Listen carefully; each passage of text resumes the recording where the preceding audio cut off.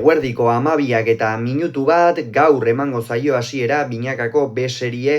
txapelketako final laurdenetako ligaiskako 11. jardunaldiari gogora ezagun, lehenik eta behin, gaur hasiko dela Hendaiako Daniel Ugarte pilotalekuan eta astelehenean amaituko dela Gautegi Zarteagan. Analisiekin eta pronostikoekin sartu aurretik gogora ezagun sailkapena nola dagoen une honetan, Dario eta Loza dira sailkapenaren gorenean 9 punturekin,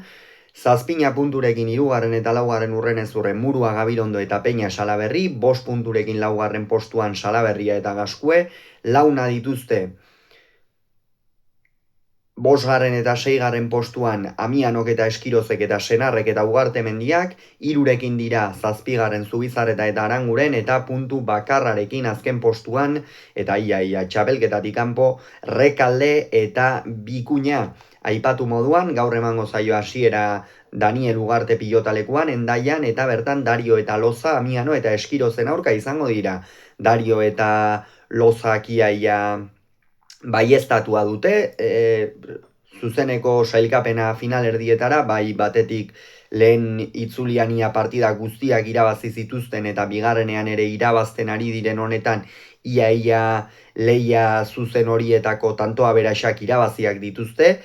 eta bestetik jokoz ere ikeragarriari dira, eta Amiano eta Eskirozentzat berriz, partida oso garrantzitsua, eurak aterako dira favorito, nik Amiano eta Eskiroz ikusten ditut, bai bi aurrelarientzat, baina ikusi beharko da, batez ere Carmelo Lozarentzat Hendaiako Daniel Ugarte pilotalekua zer moduzkoa den, pilotaleku azkarra baita, atzean pilota azkar ibiltzen da, Eskiroz badakigu edozein pilotalekutan ongi moldatzen dela, eta hemen ere jokatu izan du gainera, eta horregatik Amiano eta Eskiroz ikusten ditut favorito, atzean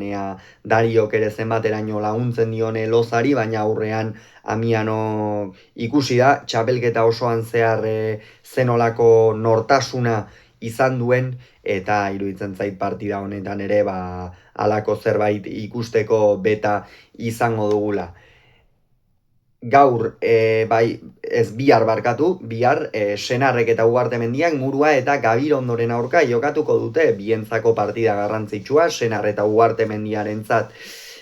playoffak ziurtatzeko beste urras bat emateko, eta Murua eta Gabirondorentzat final erdietara zuzenean sailkatzeko beste urras bat emateko. Hemen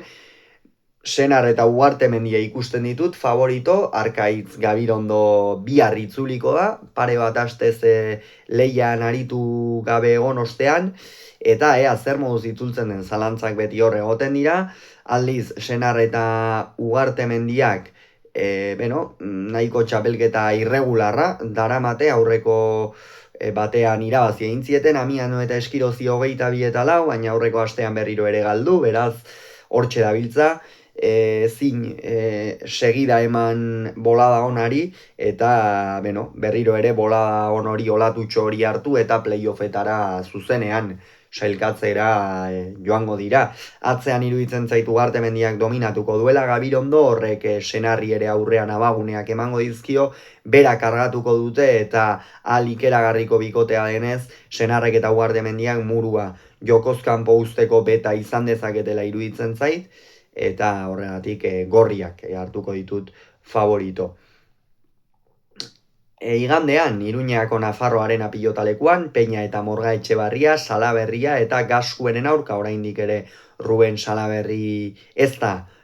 osatu, denbora dezente arama, esan, Fuenmaiorko atzelariak okerrezpanago hau utziko duen 4. norgehiagoka izango da jarraian, beraz, badira batzuk, hemen Salaberria eta Gaskue ikusten ditut favorito, gora dator, bikote hau nabarmen, Andoni Gaskue atzean asko jokatzen ari da, Iker Salaberriak ere gorakada nabarmena egin du, defentsan askoz sendoago, erasoan arriskutsuago ikusten dugu Goizuetako aurrelaria, eta aldiz, Morga Etxebarriak atzean ikusiko du, Nafarro Arenaren ezaugarriko pilotaleku batean zer moduz moldatzen den, aurrean Peñak asko lagundu beharko dio, ikeragarriari da jokatzen Jorander Peña, naiz eta lehen mailan egin dituen ordezkapetenetan ez duen 22 iristerik izan, baina asko jokatzen ari da Peña, berriro ere bere txapelketara, beserieko honetara itzuliko da, eta ea zer moduz aritzen den Tolosako aurrelaria, baina hemen esan bezala Salaberria eta Laskue favorito. Eta astelenean gautegi Zarteagan, Zubizarreta eta Aranguren Rekalde eta Bikuñaren aurka. Hemen Zubizarreta eta Aranguren ikusten ditut favorito, iruditzen zait da Rekalde eta Bikuña erabat amilduta daudela eta ez diet inongo aukerarik ikusten aurrera egiteko eta playoffetako borroka horretan sartzeko ere, jada oso zail dutela kontuan izanik. Eta Zubizarreta eta Aranguren, hortxe daude, 3 punturekin puntu bakar batera, orain ia partido guztiak irabaztera derrigortuta daude, atzean Bikuña nagusituko dela iruditzen zait, baina Arangurenek ongi eusteko baliabideak baditu, aurrean gainera Zubizarretak Rekalderi jokatzeko ere badu ahalmena, Rekalde oso presaka ikusten ari naiz azken partida hauetan, jada, txapelketa luzeegi eta txapelketarekin erreta bezala edo,